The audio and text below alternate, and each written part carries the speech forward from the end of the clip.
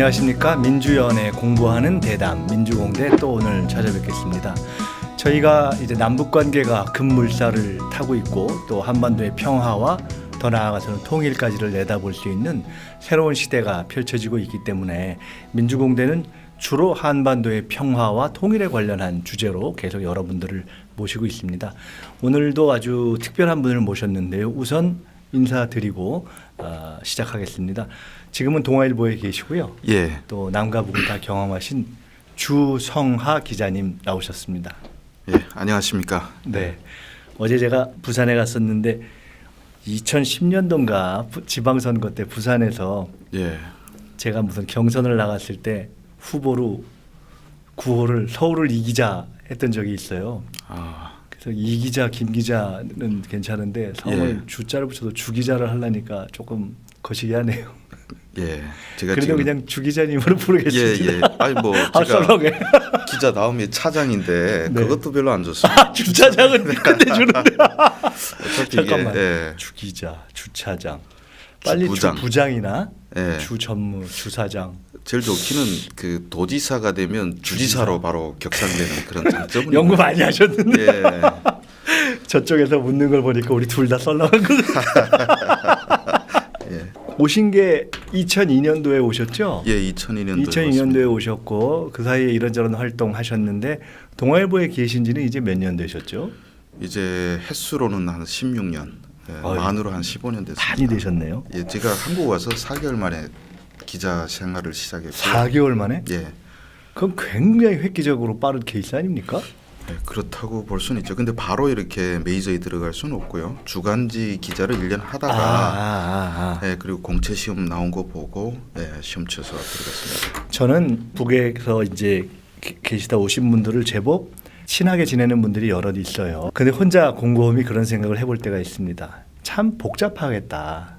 한편으로는 마음이 또 한편으로는 앞으로 생각하면서 한편으로는 설레이고 예. 또 한편으로는 혹시 야 북에 있는 주변 사람들이 어떻게 돼 있을까 또는 현재의 상태에서 계속 이렇게 양체제가 안정적으로 결합이 된다면은 어쨌든 북을 떠난 거니까 예. 거기 살고 있는 주변 사람들이나 예. 아니면은 권력을 쥐고 있는 권력자들이 어떻게 생각할까 이런 걸 좀 찝찝할 수도 있겠다 이런 등등을 혼자 예. 생각을 해봐요. 근데 또 남해 와서 이제 벌써 16년을 사셨으면 올해 몇이시죠?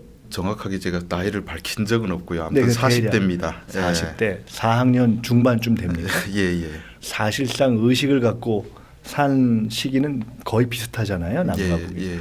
남과 북을 다 살아본 분으로서 예. 오늘 현재 남해 살고 있는 분으로서 느끼는 일종의 각각 느끼는 한계가 네. 있다면 또 그걸 종합해서 오늘 현재 인간 주성화가 갖고 있는 꿈 이건 뭘까요? 남과 북이 가지고 있는 한계라는 것이 어쩌면 서로가 너무 모르고 있는 것이 한계를 더 키우는 거 아닌가 싶은 생각이 듭니다. 지금까지 북한을 대결의 대상으로만 봤고요. 지금 요즘에 정세가 갑자기 이렇게 화해 무드로 이렇게 변화되면서 많은 사람들이 북에 가면서 또 뭐 북에 대한 또 이렇게 긍정적인 인지도가 많이 높아가고 있습니다. 그래서 정상회담 한 번 했다든가 또 뭐 평양 가서 보고 왔다든가 하게 되면 북에 대한 긍정적인 반응이 상당히 높아지고 있는데 그건 뭐냐면 그만큼 서로가 떨어져 있을 때는 그냥 차이만 부각되다가 결국은 서로가 가까워지고 얘기하다 보면 우리는 한민족이고 사실상 서로 똑같은 인간적 고민을 갖고 있는 한민족이구나 이런 것을 우리가 절실히 느끼는 거 아닌가 이런 생각이 듭니다. 네, 그래서 제 꿈은 일단은 남북이 함께 통일돼 가지고 서로 한민족으로서의 정체성을 가지면서 같이 잘 살아나가는 것이 제 꿈이다. 그리고 개인적으로는 저야 고향을 떠난 사람이니까 네. 빨리 고향에 가고 싶은 것이 개인적인 꿈이죠. 빨리 고향을 가고 싶은 꿈이 있어요? 그렇죠. 여기서 그거보다 아마 절실하지 않겠나 그래요? 싶습니다. 예. 만약에 좋은 색시를 만나서 예. 오손도손 가정을 꾸린다면 여기가 좋겠어요? 거기가 좋겠어요? 만약에 아무 제약 없는 그런 통일된 상황이라면 그러면 아마 제가 서울에 살 것 같습니다. 그래요? 고향이라는 것은 한번 가보면 되는데 그렇죠. 사실상 제가 태어난 고향이 이쪽에 한국보다 네. 많이 또 뒤떨어지고 낙후된 곳이 아닙니까? 도시인가요? 도시입니다. 산골인가요? 도시인데 도시였어요. 예. 이제는 저도 16년 동안 한국에 살다 보니까 뭐 고향에 가게 되면 저 스스로가 상당한 그 뭐랄까 거부감이랄까 이 격차랄까 이런 걸 아니 느낄 뭐 것 우리 같아요. 대한민국에서도 다 우리가 고향 떠나 네. 와서 서울 살면서 설이나 저 추석 때 가는 거니까요. 네. 이제 저 서울 사람 됐다 이렇게 네. 보시면 됩니다.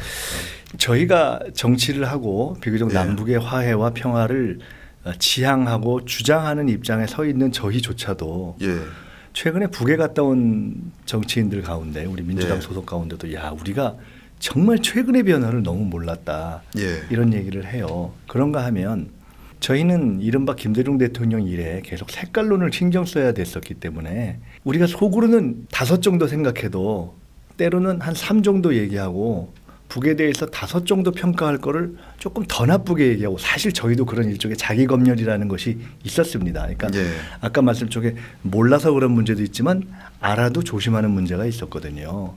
예, 그러니까 제가 짐작할 때 우리 주청아 기자께서는 북에서 왔다는 것 때문에 혹시 우리 사회가 자칫하면은 지금 뭐 국정원에서 간첩도 만드는 세상이니까 예, 저 사람은 혹시 그 물이 들어있을지 않을까. 예, 또 하나는 지난 뭐 10년, 20년 비록 김대중 정권, 노무현 정권 때도 사실 전 사회적인 인식이라는 건 지금보다 더 과거였으니까 예, 그런 사회 인식 때문에도 그렇고 또 현실적으로 직장을 가면서 일을 지금 뭐 계신 동아일보도 우리 사회 현재 일반적인 여론을 무시할 수 있는 그런 기관이 아니잖아요. 예. 그래서 그런 걸 볼 때 때로는 본인의 생각보다도 조금 더 북에 대해서 부정적인 면을 이야기해야 되거나 예, 아니면은 아 이건 긍정적으로 평가할 대목이 있는데 싶어도 그런 걸 얘기하기 좀 조심스럽거나 그런 제약이 혹시 나의 지난 16년간 있지 않았나 어떻게 생각하세요? 전혀 없었을까요? 전혀 없다고 말할 수는 없겠죠. 아무래도 탈북자라는 신분적 한계도 있고요. 탈북자 하게 되면 보통 또 우리 사회에서 또 반기지 않는 계층이 분명히 있는 것이고, 예, 그런데 그런 측면에서는 제가 지금껏 할 말은 하고 살았다고 생각합니다. 비교적 잘 예, 보았다.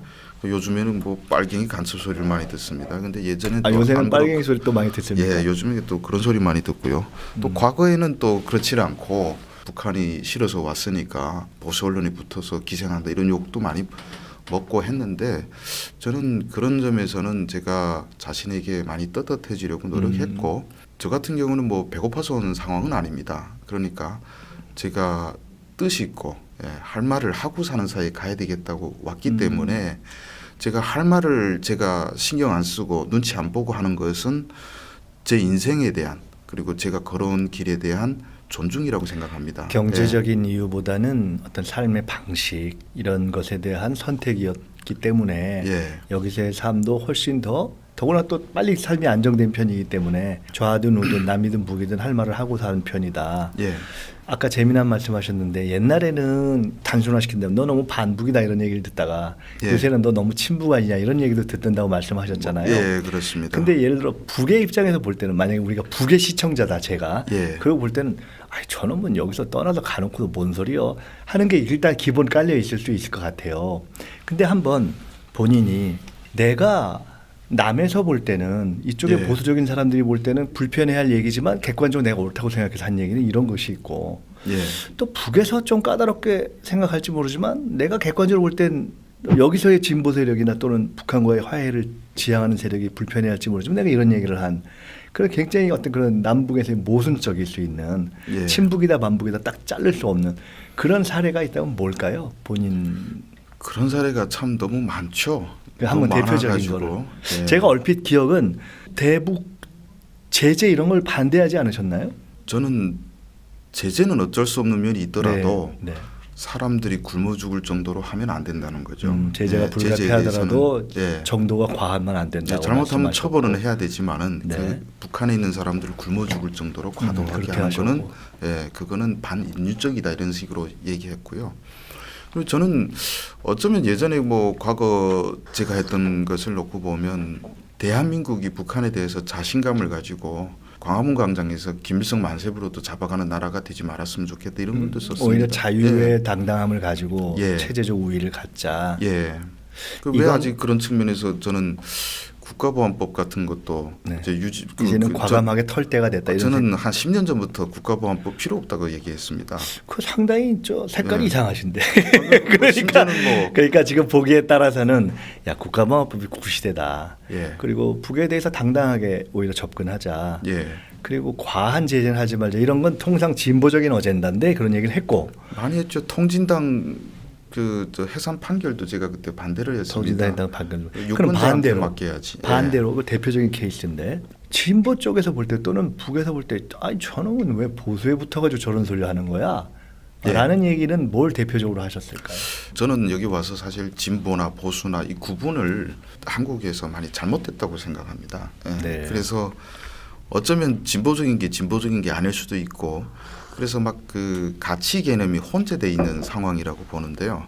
그런데 이 사회에 와서 대북 문제에 한해서는 제가 얘기했을 뿐이지 뭐 다른 것들은 제가 크게 뭐 얘기해봤자 뭐 먹히지도 않고 네. 하니까 그게 얘기는 안 합니다만은 가령 북한의 그 잘못된 점이 분명히 있는 거 있지 있죠. 않습니까? 네. 그래서 북한 체제 민주주의적 사회도 아니고 그래서 저는 3대 세습이라든지 네, 세습 독재라든지 이런 문제라든가. 데서는 아주 비판이 제가 그런 것은 비판을 타협 없이 해왔다. 비판해 왔는데 네. 여기서 그런 것들을 언급 안 하고 거기에 가서 이자처럼 북한이 문제점은 쏙 빼놓고 존중만 부각하려는 사람들이 있죠. 그것도 좀 문제다 이렇게 그래서 보신다 그런 사람들은 이거죠? 또 비판하죠. 지난번에 참 의외였던 게 1차 남북 정상회담을 할 때 그러니까 예. 문재인 대통령 이후에 김정은 위원장이 첫 말문을 열면서 탈북자도 언급했어요. 그러니까 언급을 한다는 것 자체가 사실은 언급하고 싶지 않을 수도 있고 내적으로는 당연히 약간 거부감이 있을 수도 있는데 어쨌든 거부감을 드러내지 않으면서 그냥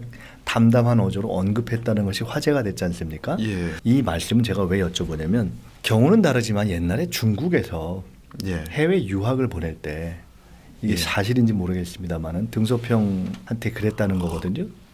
아니 이거 미국에 보내놓으면 반은 도망갑니다. 안 돌아옵니다. 이러니까 등소평이 그 얘기를 듣고 그래?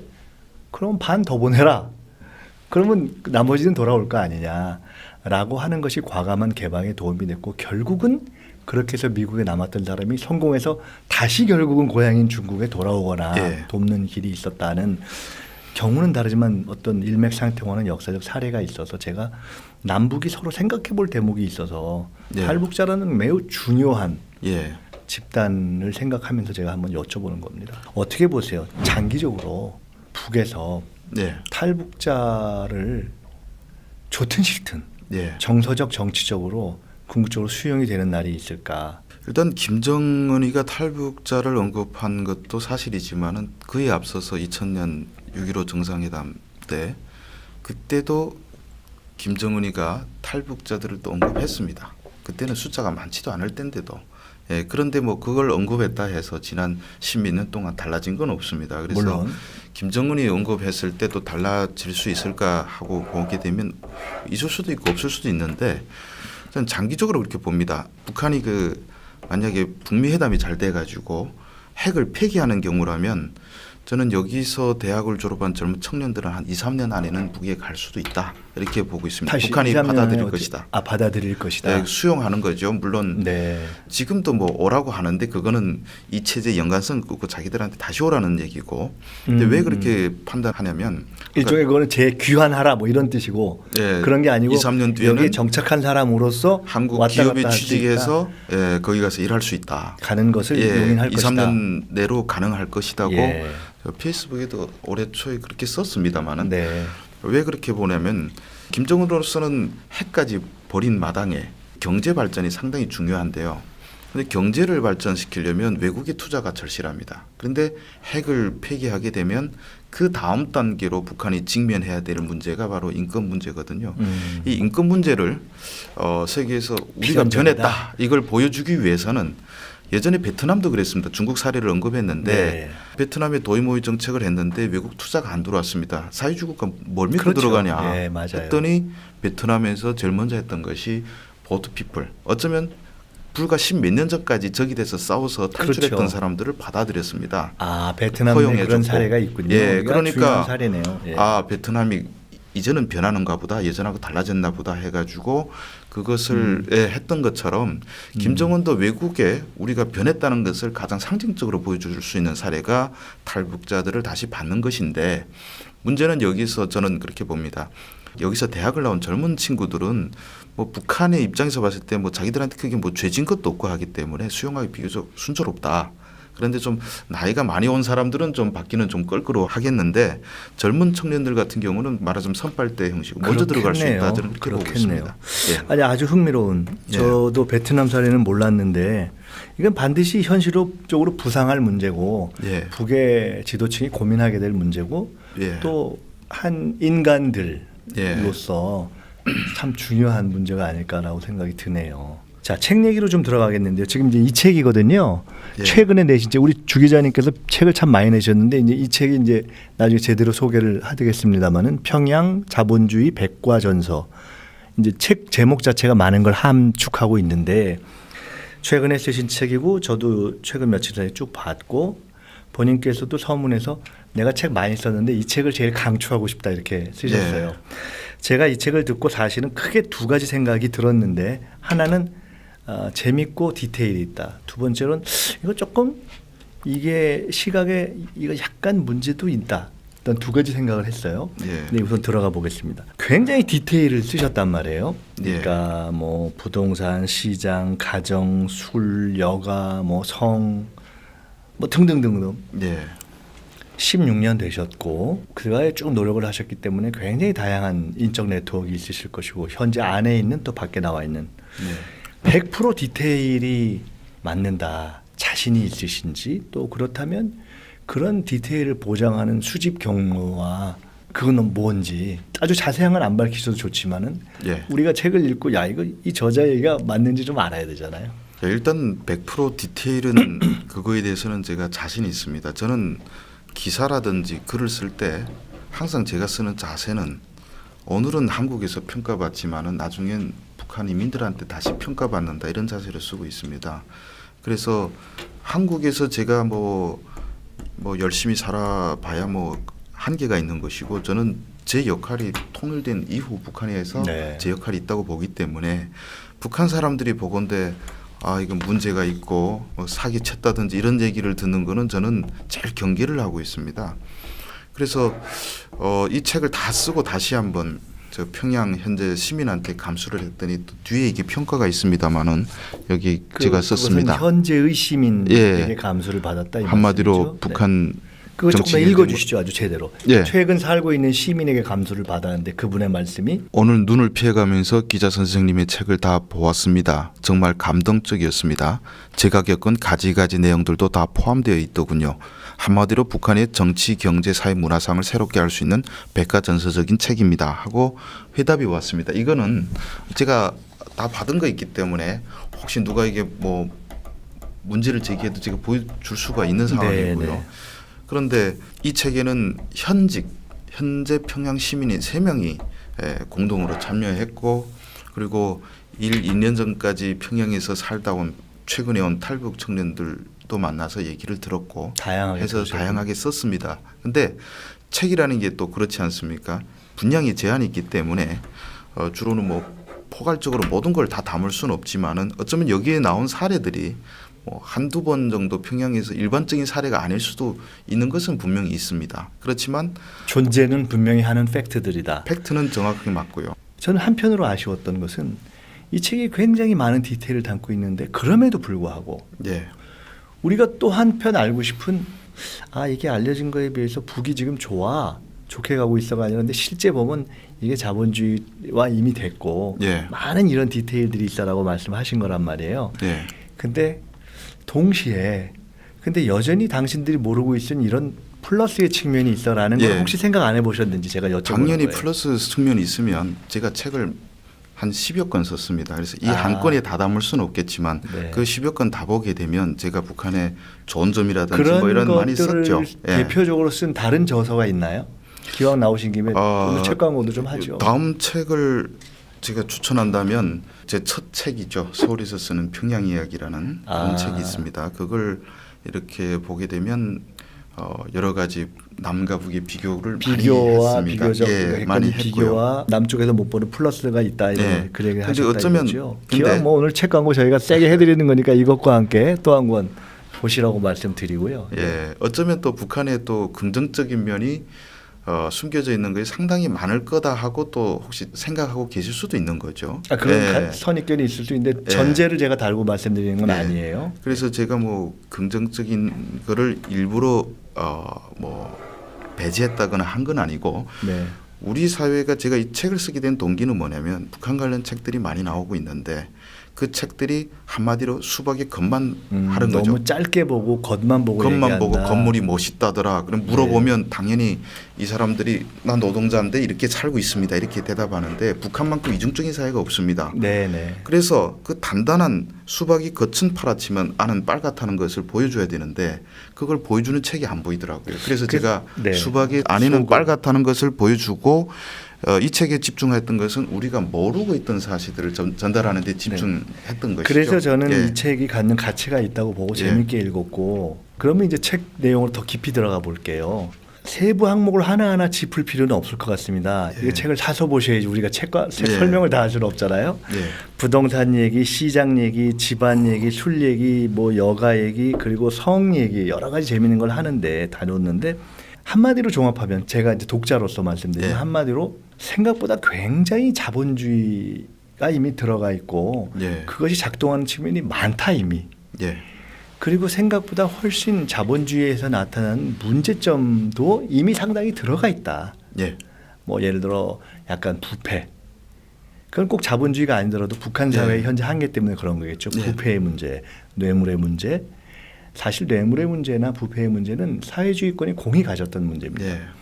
그다음에 어떤 성적인 문란 내지 네. 이런 문제 등등이 이미 상당히 존재한다. 그리고 네. 심지어 경제 행위에 있어서의 약간 불건전성조차도 존재한다. 예. 그러니까 이미 시장화가 될 만큼 예. 됐다라는 거를 충분히 이제 설명을 하고 계시다. 예. 그것을 다양한 측면에서 보고 있다. 이렇게 이해해도 일단 될까요? 큰 틀에서. 예. 이 책을 보신 분들이 그 반응을 제가 이거 한두 명한테 들은 소리 아니고 여러 사람한테 들어서 제가 쓸 때 목적하고 쓴 거 아닌데 뜻밖의 여러분들 공통적인 의견이 이 책을 읽고 놀랐다. 왜 놀랐냐? 어떻게 남과 북이 이렇게 흡사하게 거의 비슷해가냐? 부동산 투기 방식도 같고 네. 여러 가지 그런 얘기를 많이 들었는데 재미나네요 반응이. 예, 그래서 제가 왜 그랬을까? 나는 차이점에 대해서 한번 써보려고 했는데 우리하고 너무 비슷하지 않냐 이런 얘기를 많이 들었습니다. 그래서 왜 그럴까? 그렇다 해서 뭐 북한이 외국의 문물을 마음대로 접할 수 있는 나라가 아니고 자기 내부에서 진화됐는데 우리하고 비슷하다. 이것을 제가 이렇게 결론 내렸습니다. 결국은 사회 성장 동력이 인간의 이기심이다.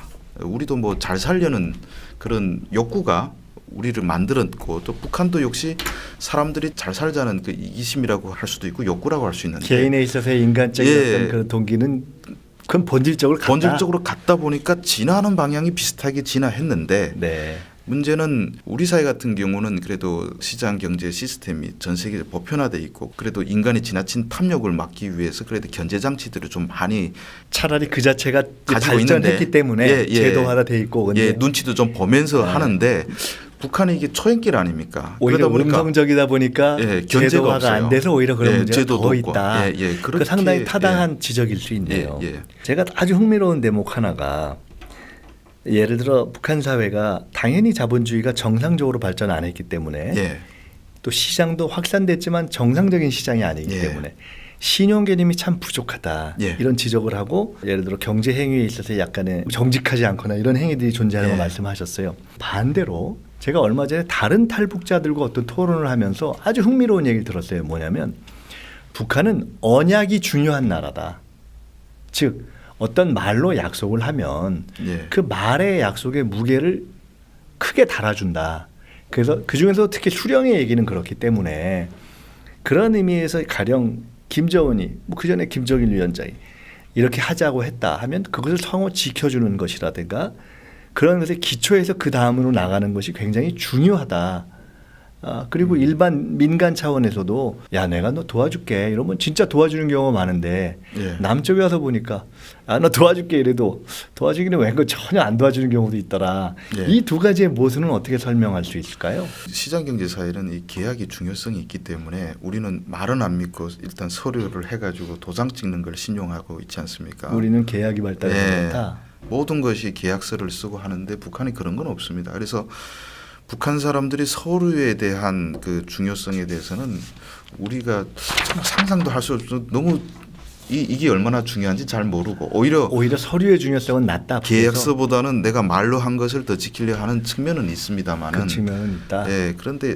아까 그런 사례를 든 거는 우리 흔히 인사 차리면 밥 한번 먹자 해놓고 다시 안 찾는다 뭐 이런 탈북자들한테 얘기는 듣습니다. 예, 밥 한번 먹자 해놓고 왜 안 먹지? 언제 연락 오지? 이런 식으로 하는데 근데 그것도 저는 언약의 중요성을 대비하기는 어렵다. 중요성을 북한이 더 중시한다고 보기는 어렵다. 그렇게 일반화하기는 어렵다. 예, 네네. 우리가 가볍게 인사 차림으로 넘어가는 얘기를 탈북자들은 중시한다 뿐이지 그걸 또 이해하고 나면 이 문화는 그렇구나. 네네. 예. 어쨌든 언약이든 계약이든 신용이든 하는 것은 상대적으로 덜 발달해 있다고 볼 수밖에 없다고 지금 이제 말씀하신 그렇죠. 거고 저는 뭐 신용이 그런 상당히 측면이 발달 안 있을 수 있다고 됐죠. 봅니다. 예. 자 이런 것을 다 종합했을 때 그래서 제가 이제 아주 세부적인 얘기는 굳이 들어갈 필요가 없을 것 같습니다. 한마디로 결론을 말씀드리면 재밌습니다 이 책. 그러니까 보시면 되고 그럼에도 불구하고 그것을 종합적으로 보실 때 이미 이렇게 자생적으로 발달한 북의 민간에 의해 지탱되고 있는 시장 이것이 이제 남과 북이 힘을 합치고 또 제도적으로 이렇게 뒷받침해주고 그렇게 되는 걸 전제로 하고 네. 더구나 만약에 좀 더 개방까지 된다면 북의 시장 경제로서 성장할 수 있는 능력 예. 또는 북의 경제에 대한 전망을 어떻게 보십니까? 그러니까 시장 경제로서 성장하려면 일단 제도적으로 뒷받침이 돼야 되는데 북한이 그거를 어떻게 제도적으로 할 수 있을까? 참 그거는 북한의 모순이기도 합니다. 왜냐하면 사회주의하다가 시장 경제 넘어간 나라들은 그래도 정권이 다 바뀌었거든요. 근데 이 북한은 정권이 바뀌지 않은 한에서 정권을 유지하면서 가야 되기 김정은이 때문에 할아버지 아버지 정책을 다 뒤집어 엎어야 되지 않습니까? 네. 그런 부담감이 상당하기 때문에 참 결국은 어렵겠네요. 시장 경제 간다는 걸 선언 안 하고 그냥 묵인하면서 어쩔 수 없으니까 따라가는 측면이 있기 때문에 그것을 완전히 제도적으로 법적으로 만들기는 상당히 어려움이 있다. 그렇기 때문에 사실 성장 말하자면 나갈 수 있는 데는 한계가 있지만은 또 한편으로 봤을 때는 북한이 워낙 가난하다 보니까 1년에 10%씩 성장하고 이럴 가능성은 또 충분히 있는 거죠. 마지막 부분을 띄어서 얘기하면 만약에 예. 전제를 실제로 북이 나 우리 진짜 비핵화 하고 싶다. 핵 털고 예. 그리고 진짜 경제 건설 노선으로 한번 가고 싶다라는 것이 진정성이며 그것이 여러 가지 환경에 의해서 담보돼서 조건이 갖춰진다면 예. 그 또한 또 상당히 갈 가능성도 그건 있다. 그거는 그러니까 뭐 가장 제도가 갖춰지는 북한으로서는 적어도 예. 민간의 시장 역량은 그렇게 뛸 준비가 되어 있다. 중국처럼 정치하고 경제를 분리하려고 하겠죠. 예, 네. 분리하려고 할 건데 어느 정도까지 분리가 될지 모르겠습니다만은 워낙 이게 북한의 부패가 만연돼 있어가지고 이것이 네. 상당히 또 발걸음 잡고 여러 가지 문제들은 있습니다. 분명히. 그런 이제 자본주의 발전 초기에 그게 다 겪는 거죠. 네, 사실은 예. 그건 우리가 중국도 그랬고 중국이 사실은 부분적인 집중해서 하다 보니까 부패의 문제가 많아져서 시진핑 시대에 이제 그걸 정리하고 예. 우리도 사실은 부패 눈 감아주고 여기까지 성장한 측면이 있지 않습니까? 예. 이건 어떻게 보시나요? 우리가 남북 간에 이제 결합이 이루어지고 접점을 찾아서 경제 발전이 되면 알게 모르게 우리 속에는 세계와 남쪽의 생각에는 그래 북이 제일 좋은 거는 머리가 잘 발달한 똑똑한 말이 통하는 저임금 노동자들이 많으니까 거기서 할 수 있는 거 하면 그 저임금 경제로 밖에서 득보고 북도 그렇게 성장하고 이런 네. 성장을 생각하는 경우가 많잖아요. 네.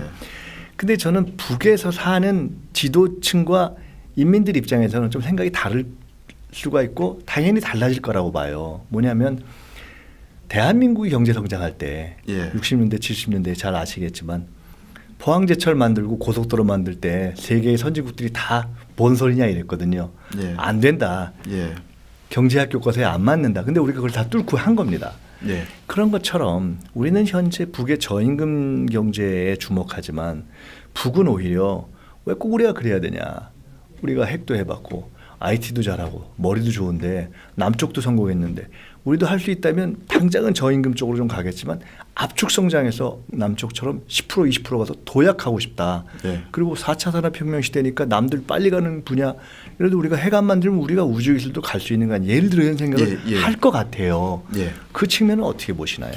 저는 김정은이가 아까 말씀하신 원장님과 같은 생각을 갖고 있길 바랍니다. 예, 갖고 있길 바란다. 예, 그래서 북한이 저임금, 쉽게 말하면 전노동력의 공급처로서 존재하는 것은 아마 북한 통치자들이나 혹은 인민들이나 누구나 바라지 않을 겁니다. 저는 장기적으로 예. 남쪽이나 민족 전체 입장에서도 옳지 않다고 봅니다. 예, 그래서 지금 북한도 외자 유치를 받아들일 때 자기 다 계획안들 있지 않습니까? 그래 보면 제일 중점적으로 보는 게 선진 기술을 갖고 오느냐 이걸 따지거든요. 그러니까 북한의 자존심으로 봤을 때는 당장 아주 선진 기술을 영입해가지고 4차 산업혁명 시대에 맞는 그런 아주 고부가 가치를 생산하고 싶은 욕구는 상당히 있다고 봅니다. 네, 네. 그런데 뭐 현실적도 한계가 뭐 그걸- 당장은 안 예, 되겠죠. 그래 그러나 있지만 방향을 어디로 잡고 가능성을 예. 볼 거냐 말 거냐 하는 건 중요한 차이를 가져오죠. 저는 그렇게 되기를 네. 바랍니다. 예. 김정은 위원장 얘기가 나왔으니까 김정은 위원장의 통치 스타일을 예. 선대 김일성, 김정일 두 분과 비교해서 압축적으로 어떻게 촌평하실 수 있겠습니까? 통치 스타일이라는 것은 사람마다 다 다르니까. 네. 예, 그래서 김정은의 뭐 통치 스타일을 일단 우리가 많이 볼 상황은 못 됐습니다. 이제 한 5년밖에 안 지금까지 됐는데. 나오는 것만 예. 봐서 그런데 보게 되면 일단은 처음에 한 3, 4년은 아버지 따라하기였고요. 김정일 따라하기였고 지금은 다시 바뀌려고 하는데 뭐 올해 들어와서 회담하는 장면만 놓고 봐서 뭐 스타일이 다르다 이렇게 볼 수는 없습니다. 김정일도 예전에 6.15 때 아주 화통한 모습을 보인 적도 있고요. 그렇죠. 그래 사실은 또 누구나 갖다 원하는 거 있으면 그 정도 변신은 할 수 있다고 대외적인 생각하는데, 화통함 이런 건 뭐 크게 예. 사실은 그건 뭐 김일성, 김정일 다 그렇죠. 마찬가지로 있었죠. 예. 조직 관리 스타일이라든가 아니면은 저 밑을 다루는 방식 뭐 이런 거에 있어서도 조금 차이가 있나요? 그 기본적으로는 비슷하다. 네. 3대가. 네, 북한이 70년 닦아온 단단한 그런 시스템과 룰이 있기 때문에 그래서 저는 오히려 네. 그 김정은의 경우에 집권해서 1년, 2년 정도에서는 상당히 스킨십도 많았고 의도적으로 좀 바뀌어 보이려고 그리고 그랬죠. 그리고 김정일 같은 경우는 딱 준비된 데 아니면 거의 안 나갔습니다. 근데 김정은은 그거에 파격을 줘가지고 불시에 방문해가지고 막 격노하고 막 이런 모습 보여줬지 맞아요. 않습니까? 예. 그런데 요새는 오히려 옛날보다 더 후퇴해가지고 이제는 준비된 대로 오히려 많이 가더라고요. 그래서 다시 아버지 스타일로 또 회귀하는 거 아니냐 이런 생각 들면서 몇년 해서 안정되다 보니까 좀 피곤하기도 하고 이제 그래서 그렇죠. 그냥 그래서 이제 내가 대외 관계 해야 이 나이에 되는데 내가 뭐 갑자기 다 네. 가랴 뭐 이렇게 되는 내부는 걸까요? 그냥 좀 편히 가자 이런 생각이 있을 수도 있고요. 초기보다는 파격이 줄었다 이렇게 줄었습니다. 보시는군요. 예. 그리고 기본적인 대외적으로 보이는 조금 화통해 보이고 과감해 보이는 그런 거는 사실은 그냥 선대부터 비슷한 측면이 있다. 네, 그리고 스킨십은 확실히 줄었습니다. 지금은 옛날에는 나가면 막 서로 안고 막 이 역으로 모여들고 했는데 스킨십은 김일성, 김정일 대에 비하면 어떻습니까? 본인의 초기에 비하면 몇 년 사이에 비하면 좀 줄었는데 김정일보다야 훨씬 많죠. 그래도. 김정일보다는 훨씬 많다. 많죠. 할아버지 김일성과 비교하면 그보단 훨씬 못하고요. 그러니까 결국 북의 일반 인민들 입장에서 볼 때는 역시 최고의 스타는 김일성이군요. 아직 그렇다고 그렇게 보시죠. 봐야 되나요? 네. 지난 1년간의 남북 관계를 보면서 가장 인상적인 장면이 개인적으로 무엇이었습니까? 그거죠. 뭐 어쨌든 우리가 판문점 네. 뭐 회담 이것이 가장 인상적인 사건이었지만은 사실 트럼프와의 만남이 더 그보다 더 인상적인 사건이었다 예. 이렇게 봅니다. 제가 이걸 왜 여쭤보냐면 예, 당연히 저도 그렇게 북미 정상의 만남 또 판문점의 만남이 인상적인데 가장 흥미로웠던 것을 뽑으라면 저는 능라도 경기장에서 예, 문재인 대통령이 연설한 장면이 저는 제일 흥미로웠다고 생각이 들어요. 이런 표현을 죄송합니다만은 소위 내 나와바리에서 예, 남이 와가지고 쫙 얘기하는 거를 보통 우리가 별로 좋아하지 않잖아요. 근데 그것을 사실은 문재인 대통령이 그 후일담으로 말씀하셨지만 사전 가이드라인도 없고 예, 뭐 당연히 그 불가능한 건데 그냥 알아서 얘기하셔 해가지고 그냥 툭 던진 거 아니에요? 예, 사실 전 쉽지 않은 것이라고 보거든요. 듣는 사람도 그렇고 하는 사람도 그렇고 문재인 대통령이 뭐라고 표현하셨냐면 내가 그 얘기를 할 때 거기서 듣는 사람도 신경 쓰이고 대한민국에서 지켜보고 있는 국민들도 신경 쓰이고 전 세계도 신경 쓰였는데 어쨌든 잘했다 이러셨거든요. 그걸 어떻게 보셨습니까? 그런 각도에서 본다면. 저는 그게 그냥 또 별거 아니다 이렇게 보시나요? 저는 별거 아닌 것 같습니다. 왜 별거 아니죠? 왜냐하면 가령 김정은이가 한국에 내려왔는데 네. 우리가 잠실에다가 네. 공무원들 뭐 해가 준비된 사람들 다 꽉 채워놓고 김정은 한번 연설하세요 하는 게 어렵습니까? 저는 어렵지 않다고 생각합니다. 그럴까요? 그리고 그러면 우리는 그 정도는 김정은이가 시켜줘야 연설하게 되면 예. TV를 통해서 다 보게 되잖아요. 네. 북한은 얼마든지 그거를 안 보여줘 일반 지방 사람들한테 당연히 차단할 그렇죠. 수도 있고. 적어도 네. 한국처럼 생중계는 안 하겠죠. 그렇지만 거기 모인 사람은 듣는 거잖아요. 근데 그 정도는 그냥 그리고 별거 아니다. 네, 어쩌면 우리가 북한에 비해서 훨씬 개방적이라고 생각하지만은 어쩌면 우리 스스로 검열하고 하고 있는 것이 우리가 더 오히려 단견일 수가 있습니다. 한국 사람들이. 단견. 예, 그래서 북한의 입장에서는 뭐 당연히 외국 국빈이 오면 연설하는 건 당연한데 하고 생각하는데 오히려 우리는 김정은이 와서 연설하는 거 이건 파격이다 생각하는 우리가 그런 생각을 갖고 있기 때문에 그러니까 네. 지금 우리 주 기자님 말씀으로는 능라도에서 일반 인민들한테 얘기할 기회를 준 것이 파격이냐 아니냐 얼마나 큰 결정이냐 이거를 논하는 건 변론으로 하고 10번도 할 수 있는데 적어도 그렇다면 역으로 김정은 위원장이 여기 와서 생중계를 하든 안 하든 그 예. 정도 연설할 기회를 주는 것이 당연하지 않냐 이런 생각을 갖고 계신 거네요. 그렇죠.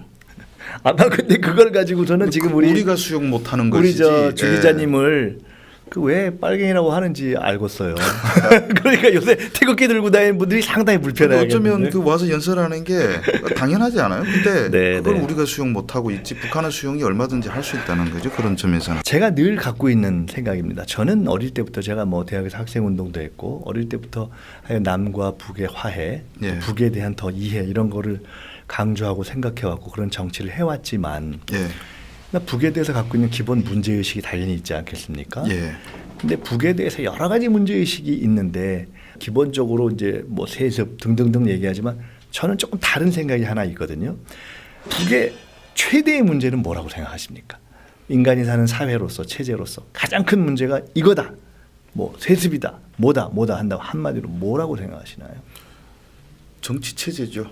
정치 예. 체제다. 네, 저는 북한이라는 사회에 대해서 민주주의 아닌 건 누구나 다 공감할 것이고 그리고 독재적인 요소가 상당히 강한 것도 사실이고 세습인 것도 사실이고 어쩌면 군국주의적인 그런 측면도 있겠지만은 또 한편으로 왕정 같은 그런 네. 믹스된 그런 체제가 있거든요.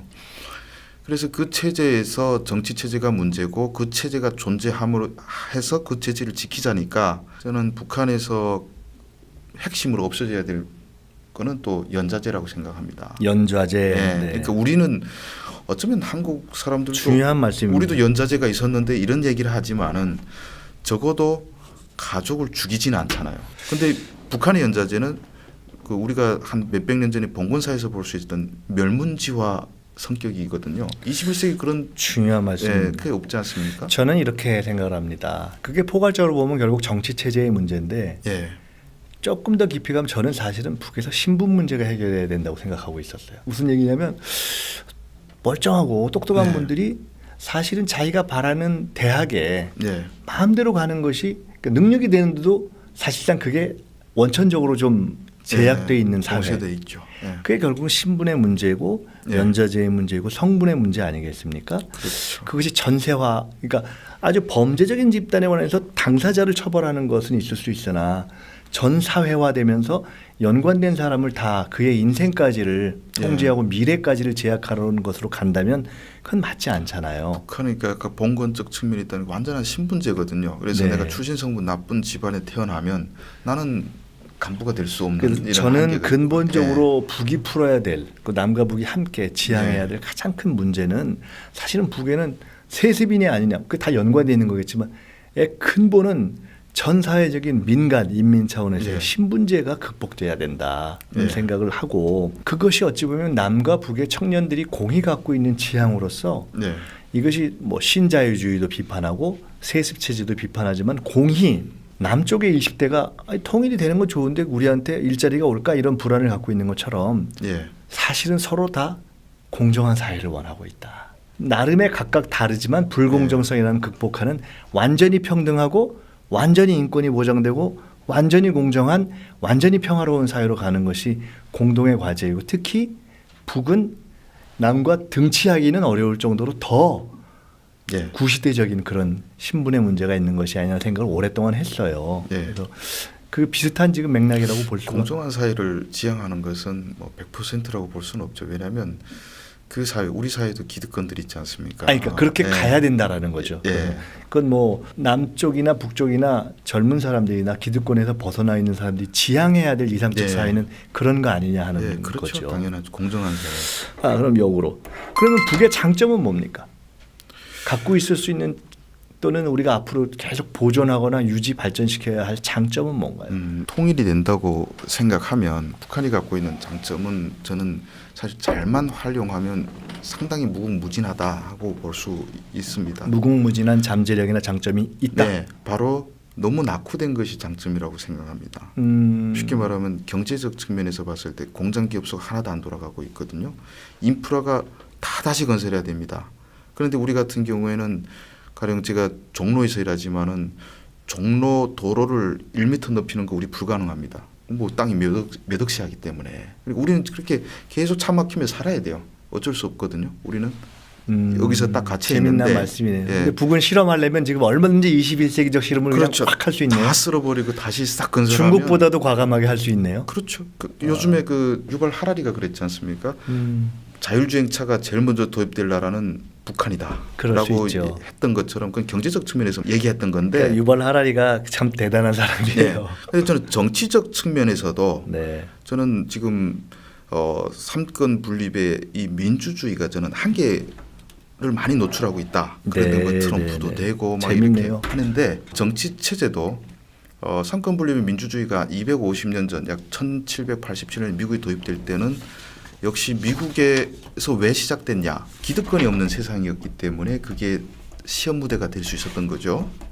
그래서 유럽 같은 경우도 결국 프랑스에서 왕을 처형한 이후에 삼권 분립의 민주주의를 도입했는데 다시 약 250년이 지나서 우리가 새로운 정치 시스템을 실험해보자 하게 되면 만약 북한의 기득권이 없어지고 만약에 막 그 통일돼 가지고 뭐 김정은 체제가 존재한다는 걸 지금 만약에 없다고 할 때 네. 새로운 테스트를 정치 체제도 할 수 있다. 그러네요. 인류가 가고 싶은 정치 체제를. 그래서 흥미롭습니다. 그런 점에서는 다 다시 건설해야 되기 때문에 다른 새로운 나라에서는 실험이 100% 열려 있는 그렇죠. 사회다. 기득권이 없어서 재밌네요. 열려 있는 사회다. 이런 것들이 장점이다. 재미있습니다. 과연 그러한 일종의 왕정혁명, 네. 지금 스스로 과거 같은 역사적으로 어떤 군주들이 개혁을 해나가는 그런 개혁 군주로서의 김정은 위원장이 과연 가능할 것인가? 과거 러시아의 피오트르 대지나 이런 것처럼 예. 그러니까 아주 흥미로운 실험의 과정을 저희가 지켜보고 있고 예. 저희로서는 얼마나 갈지 모르지만 잘 가도록 해야 하고 그렇게 되길 기대하는 것이 이제 맞겠죠. 저희가 아마 그런 공감을 가지고 있고 다만 어디까지 갈 것인가에 대해서는 이제 우리가 예. 보는 전망이 좀 다른 거겠죠. 누구나 말은 못하지만은 그런 거죠. 저는 문재인 대통령께서 이렇게 남북 정상회담 하게 되면 지지율이 한 80% 오르지 않습니까? 네. 거기에 대해서 또 보수 쪽에서는 뭐 위장 통일쇼에 효과 있다 이런 얘기를 하면서 네. 공격하는데 네. 저는 그 분석이 잘못됐다고 보는 게 그 80%가 통일을 지지하는 여론이 아니라 통일에 대한 불안감을 갖고 있는 사람들이 지지한다고 생각합니다. 쉽게 말하면 그것까지 포함한 것이다 이렇게 모르게 맞겠네요. 우리가 합치었을 때 지금 북한의 상황 우리 어느 정도는 아니까 엄청난 이 혼란이 조성될 것이고 이걸 우리가 넘어갈 수 있을까 하는 불안감들이 있단 말이죠. 그러니까 차라리 김정은이가 북한을 잘 통치하고 우리도 해서 서로 윈윈하다가 나중에 합치자. 역으로 적절한 남북 관계의 관리, 예. 평화의 정착, 그래서 예. 북한이 나름대로 자기 길로 가기를 바라는 그것을 포함하는 여론이 것이다. 50% 이상이라고 그렇죠, 생각합니다. 당연히 그렇겠죠. 예. 혹시 미스터 선샤인 드라마 보셨나요? 저 드라마 제목이죠. 예. 근데 보진 못했습니다. 바빠가지고 못 보셨어요. 예. 왜냐하면 저희가 그걸 아주 흥미롭게 최근에 한국 사회에 화두가 돼서 문화적 무슨 화두가 내용인지 돼서 들었습니다. 예. 그게 이제 의병의 예. 얘기를 다루고 구한말 얘기를 다루는데 본 사람들이 많은 애국심 뭐 고취되게 하기도 하고 여러 가지 시대적 코드가 있어서 예. 과연 남과 북이 체제로 등장하기 이전, 더 나아가서 좌와 우의 독립운동이 갈라지기 이전의 거의 마지막 시점인 그 원초로서의 의병 시기를 다루고 있기 때문에 예. 이건 남과 북이 서로 공감할 수 있지 않을까? 예. 정서적으로. 예. 그래서 저거는 북에 있는 일반 시민들이 봐도 예. 또 심지어 김정은 위원장이나 그 지도부가 봐도 잠깐 보다가 내가 이렇게 좋아해도 돼? 하고 깜빡 잊고 저거 참 재밌네. 이럴 수도 있는 공감대의 가능성이 있지 않은가라는 생각을 해봤어요. 그게 뭐 의병뿐만 아니라 요즘 나오는 한국 드라마도 다 좋아할 거예요. 다 좋아하죠. 예, 그러니까 사실 예. 보편적인 예를 들어 사랑 얘기 나오면 갑자기 내가 나의 정체성을 잊고 예. 야 정말 가슴이 뭉클하다 막 이럴 수 있는 거 아니에요. 예, 예. 그래서 제가 드리고 싶은 말씀은 그런 남북 간의 문화적 접점이 경제적으로 지금 말씀하신 거 정치적인 것뿐만 아니라 예. 문화적으로도 굉장히 많은 잠재력이 있고 접점을 찾아서 함께 이게 융합된 남북 문화가 뭔가 새롭게 한류의 어떤 드라마의 소재도 만들고 그럴 네. 가능성이 있지 않을까 싶어서 제가 여쭤본 겁니다. 그럴 가능성이 있는데요. 네. 그 문제가 있습니다. 어떤 문제가 있을까요? 2000년도 초반에 KBS가 사육실이라는 드라마를 북한하고 사육신? 사육신 조선 초기 시대의 얘기를 봉건적 의리를 지킨 예, 어쨌든 신하들이죠. 했는데 그게 북한 배우들이 출연하고 우리가 지원해서 찍고 했는데 네. 그 시청률이 너무 안 나왔습니다. 우리 애국가 시청률보다 떨어졌습니다. 저는 그래도 아는 배우들이 나오지 않습니까? 북한 배우들 보다가 제가 그때 불과 한국에 온 지 몇 년밖에 안 됐는데 보니까 너무 재미없어서 저도 일부만 보고 못 봤습니다. 저는 그래서 그거 저 100% 인정해요. 네. 그러니까 거기서 제가 말씀드린 접점이라는 것은 우리가 기계적으로 어떤 시나리오에 남과 북의 배우가 공동 출연한다는 것, 저는 그런 뜻을 말씀드린 거 아니고 그렇게 하면 이제 그렇게 하면은 지난번에 이미 실패 경험이 있는 거죠. 그러니까 문화적으로 보면 북한의 선도를 우리 한국을 할 수가 없어요. 네. 우리가 북한 문화에 공감 느끼고 재밌다고 느낄 만한 것들이 북한 있을까? 문화라는 것보다는 남북이 이제 서로 발굴하고 할 소재나 이런 영역이 상당히 존재하지 않을까 하는 생각을 해보는 거죠. 문화라는 것은 아마 물처럼 강물처럼 높은 네. 곳에서 아래로 흐르기 마련이기 그 또한 때문에 중요한 말씀이네요. 결국 한국의 문화가 북한에 얼마나 물들이냐 거기서 공통적 접점을 찾아야지 합쳐가지고 하면 한국 사람들이 기계적 북한 문화에 융합은 대해서 아니다. 안 됩니다. 이미 사실은 김정일 위원장 시대만 해도 영화에 굉장히 신경을 썼는데 이미 어느 시점부터 영화나 드라마 제작은 사실 손을 든 측면이 있는 그렇죠. 경쟁력이 안 되죠. 거여서 중요한 말씀이네요. 그것은 문화라는 것이 위에서 아래로 흐르는 측면이 있으니 오히려 남측에서 더 큰 거시적 시야를 보면서 앞으로 이렇게 발전을 고민해가는 것이 바람직하겠군요. 그렇죠. 문화라는 것은 소비고 상품인데 한국에 안 팔리는 북한 문화를 강요할 수는 없지 않습니까? 재밌습니다. 아까 우리가 평화 얘기도 하고 통일 얘기도 했잖아요. 김정일 위원장과 김대중 대통령이 만났을 때 당시로서는 공개되지 않은 얘기가 두 가지 외에도 있었지만 두 가지가 기억나는 것이 하나는 나중에 남북관계가 상당히 가도 미군이 그대로 있을 수 있다라는 얘기를 북에서 했다고 김대중 대통령이 여러 번 얘기했는데 안 믿다가 요새는 상당히 이제 그것이 공론화됐어요. 또 하나 제가 드리고 싶은 말씀은 들으셨는지 모르겠는데 김대중 대통령이 자서전인가에서 소개했는데 김정일 위원장이 물었다는 거죠. 통일이 얼마나 걸릴 것 같소? 그러니까 김대중 대통령이 한 20-30년 이렇게 얘기를 하셨대요. 그러니까 김정일 위원장이 천이 아니라 훨씬 오래 걸린다 이렇게 얘기를 했다고 해서 김대중 대통령께서 이 사람들이 이렇게 생각하는구나 하셨다는데 저는 그 얘기를 들으면서 한편으로는 통일이 굉장히 장기적인 평화 공전 과정을 거쳐야 된다는 것을 생각했고 또 한편으로는 결국 분단의 극복이라는 것 자체가 통일이기 때문에 너무 기계적으로 나누지 말고 우리가 이게 평화가 시작되면 그냥 그걸 통일이라고 생각하자 이렇게 생각을 해왔어요. 우리 주 기자님께서는 통일이라는 것의 전망을 어떻게 보시나요? 아까 이제 통일 뭐 이런 거 말씀하셨잖아요. 저는 뭐 직설적으로 말하면 현 단계에서 통일을 하게 되면 서로가 어렵다. 그러니까 적어도 현 단계는 아니다. 실이 훨씬 더 크다는 거죠. 그건 뭐 대부분 그렇게 생각하는 거죠. 그래서 서로가 공존해 가면서 결국 북한도 시장 경제를 받아들여 가지고 이만하면 같이 살만하다 할 때 합치는 게 낫다고 생각하는데 저는 저 같은 사람이 북에 가는 날을 어쩌면 실질적 통일이라고 봅니다. 우리가 왔다 갔다 하면 사실상 통일이다. 우리가 그 얘기네요. 제약되는 거 80%로 왔다 갔다 왕래만 되게 되면 크게 부담은 없는데 실질적으로 뭐 체제가 하나로 합치는 그런 물리적 통일이 있을 수 있겠죠. 그게 언제인지 모르겠습니다만. 그런데 저는 이렇게 봅니다.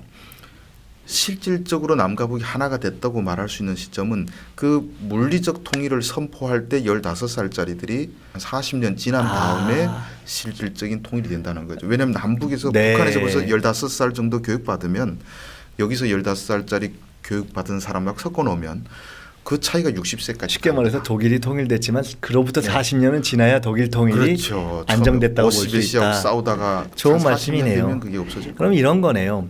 통일이라는 걸 조급하게 체제 통일로 생각하지 말자. 네. 우린 장기 평화 공정 과정을 거쳐야 된다. 그리고 어찌 보면은 왔다 갔다 하면 그냥 그걸 통일이라고 생각하자. 그게 네. 과정이다. 그리고 언젠가는 체제 통일이 있을 수도 있는데 각 체제의 공전으로 갈 수도 있고 그걸 뭐 네. 연방이라고 표현하든 연합이라고 표현하든 갈 수도 있는데 그거는 다음 세대가 결정할 문제다. 네. 그리고 심지어 그 체제 통일을 하더라도 네. 그 하는 날로부터 4, 50년은 지나야 우리가 그래 옛날에 우리가 분단됐을 때도 있었어 예. 라고 생각하는 세상이 올 것이다. 네. 대략 그런 거겠네요. 그런 얘기를 제가 하고 있는데 네. 근데 거기서 조금 더 부연 설명하려면 네. 북한 주민들 입장에서 제가 말씀을 드린다면 북한 주민들을 생각하면 빨리 통일을 하는 게 맞습니다. 빨리 이제 그 제가 급속히 말씀드린 가는 게 좋다. 5천만의 이해관계를 봤을 때 그러니까 네. 저는 북에도 살아보고 남도 살아봤으니까 7,500만 명이라는 것을 통합해서 본다고 할 때 가급적 빨리 가자. 5천만 명이 이 체제가 남아 있어야 나중에 도와줄 여력도 있고 할 거 아니겠습니까? 그러니까 5천만 명의 이해관계를 봤을 때는 남쪽은 북한으로 갑자기 합쳐서 얻을 득이 별로 네, 없습니다. 그런데 네. 북한 사람들은 만약에 지금 김정은 체제가 붕괴됐다. 네. 그러면 상당히 또 많은 것들을 얻을 수 있기 때문에 북한 주민들 입장에서는 지금 빨리 통일이 되든 뭐 어떻게 되든 되는 게 바뀌는 게 좋을 것 같고 5천만 입장에서는 안 바뀌는 게 좋죠. 그런데 이제 그건 붕괴라는 걸 전제로 하고 있기 때문에 네. 붕괴되든 아니든 큰 틀에서는 안정적으로 가는 게 좋고 그러나 북의 입장에서는 어쨌든 정치든 경제든 문화든 빨리 새로운 것을 받아들여서 네. 변화하는 것이 변화하는 좋다. 게 좋다. 네. 그거를 적절하게 이제 조화시키는 것이 우리의 그렇죠. 지혜가 네. 되겠죠. 끝으로 아까 말씀을 주셨지만 그래서 앞으로의 인간 주성화는 남북 관계 통일에 어떻게 계속 기여하고 싶으신가요? 일단은 뭐 저는 이렇게 생각합니다. 제가 무슨 큰 기여가 된다고 생각하지 않습니다. 통일이라는 것은 말하자면 하늘이 선물하는 거기 때문에 네. 우리가 광복이 뭐 솔직히 국제 정치학적 어느 순간 갑자기 하고 동독 통일도 그렇습니다. 갑자기 이렇게 뭐 하다 보니까 어떻게 된 거 아닙니까? 누구도 예상 못했는데 남북이 언제 또 통일될지도 모르겠습니다만은 그래서 저는 저 개인적으로 어떤 기여를 해가지고 거기다 영향을 미치겠다는 생각은 없습니다. 네. 다만 분단 시대를 사는 또 북에서 온 그런 출신의 언론인으로서 남북 간의 그 서로가 그 간격의 접점을 좁혀주고 한국 사회에서는 정확한 북한의 실체를 알려주고 또 제가 대북 방송도 많이 하는데 북한 사람들한테는 또 한국 사회에 대해서 알려주면서 서로가 이렇게 징검다리 역할을 하는 그것만 해도 족하죠. 네. 더 네. 큰 기대는 그거는 인간의 영역을 벗어난 것이다. 네. 보고 있습니다. 제가 오늘 뵈면서 일단 네. 이렇게 인터뷰 나와주신 거 다시 한번 감사드리고요. 예. 아까 말씀처럼 내가 꼭 먹고 사는 문제 때문에만 그 네. 북을 벗어나서 남을 선택하는 것은 아니다라고 예. 말씀하셨습니다. 많은 것을 함축하고 있는데 저는 한 자유로운 영혼으로서 예. 우리 주성아 기자께서 계속해서 어떤 생각의 자유 예. 또 언론의 자유를 누리시기 바라고 예. 남과 북의 체제가 어떻게 되든지 간에 어떤 결합의 과정을 거쳐가든지 간에 본인의 생각을 소신껏 계속 이렇게 양심적으로 말씀해 주시기를 바라고요. 그것의 정확성이 더욱더 깊어졌으면 좋겠다 하는 생각이 네. 듭니다. 아까 말씀 중에 내가 오늘은 남에서 평가받고 내일은 북에서 평가받을 것이다. 그런 관점으로 내가 객관적으로 쓰려 한다고 말씀하셨는데 예. 어쩌면 이미 우리는 남에 살고 있든 북에 살고 있든 우리의 행동을 남과 북 그리고 세계가 동시에 보고 있는 세상에 들어갔습니다. 그렇죠. 저거를 지금도 북에서 이미 보고 있습니다. 있지 않습니까? 예, 다 보고 그래서 있습니다. 그러한 정확성을 우리가 서로 기해가는 네. 그런 엄정함이 예. 보수냐 진보냐를 떠나서 우리 모두에게 네. 있어야 할 그런 새로운 민족적인 이제 상황이다라는 생각이 네. 들고요. 전혀 다른 분인데 저희가 여러분들을 남북관계에 관련된 분들을 모시거든요. 예. 그 통일연구원장 가신 김현철 박사 아시죠? 예. 제가 여기 2번 모셨는데 예. 굉장히 진지한 분이지 않습니까? 예. 근데 제가 말씀을 나누면서 마치 김현철 원장님 본인은 어떻게 생각하실지 모르겠습니다만은 예. 과 대화할 때 느꼈던 것 같은 진지함을 또 느꼈습니다. 그래서 그렇습니다. 아주 감사하게 생각을 하고 저희가 해보니까 지금 거의 1시간 정도 했는데 예. 최근에 이렇게 1시간 정도 인터뷰는 작게 하십니까? 제가 방송은 안 나갑니다. 아, 안 그러면 나가 왔는데 네. 저는 글을 쓰는 사람 돼가지고 오늘 말이 정도의 인터뷰는 좀 길게 하신 건가요? 드문 건가요? 신문에 나가는 인터뷰 같은 것은 종종 했는데요. 이런 방식의 이 인터뷰는 방송은 안 했습니다. 아 오늘 그럼 엄청 감사한데요. 네, 저 책이 나와서 이게 2번째인가 될 겁니다. 아이, 원래 이거 안 나가려고 하다가 약해지셔가지고 책을 어떻게 좀 책 해보려고 홍보 때문에 지금. 나왔고 혹시나 이것을 좀 어떻게 부정적으로 지켜보는 분이 있더라면 용서해 주십시오. 책 홍보 때문에 나왔습니다. 아니, 제가 이 말씀을 드리는 것이 저는 사실 오늘 굉장히 의미 있는 인터뷰였다고 생각을 해요. 굉장히 중요하게 우리가 과거의 남북 관계에 대해서 짚어볼 것. 예. 그리고 아주 세부 사항은 안 들어갔지만 오늘의 북한을 이해하는 데 짚어볼 것. 예. 나가서 앞으로에 대해서 짚어볼 것을 많이 짚었다고 생각이 들어서 제가 지금 이 시점에서 마무리하면서 드는 생각은 오늘 우리의 인터뷰를 예. 조금 공이 들겠지만 영어 자막을 달아서 아, 외국 사람들도 내다볼 수 있게 하나 만들어야 되겠다. 예. 그렇게 할 테니까 야 이거 책 많이 팔리겠는데 영문본을 준비하셔야 되겠는데요. 저희가 한번 그렇게 준비하려고 합니다. 네, 영문본. 해보겠고요. 앞으로 하여간 좋은 기회를 예. 많이 가지시기 바랍니다. 오늘 다시 한번 이 사람이 어떤 사람이었던가를 한편 이해하지만 또 한편은 그걸 잊고 객관적으로 여러 가지를 전달을 하고자 했던 그런 진심을 우리가 높게 평가하면서 또 담지 못하고 있는 것에 대한 비판적 시각을 나름대로 보시는 분들이 유지하면서 한번 이렇게 보시면 상당히 흥미로운 시간이 되지 않았을까 생각합니다. 예. 저희 모두가 바라는 사실상의 통일, 평화의 시간이 계속 잘 정착되기를 바라면서 마치도록 하겠습니다. 예. 고맙습니다. 고맙습니다.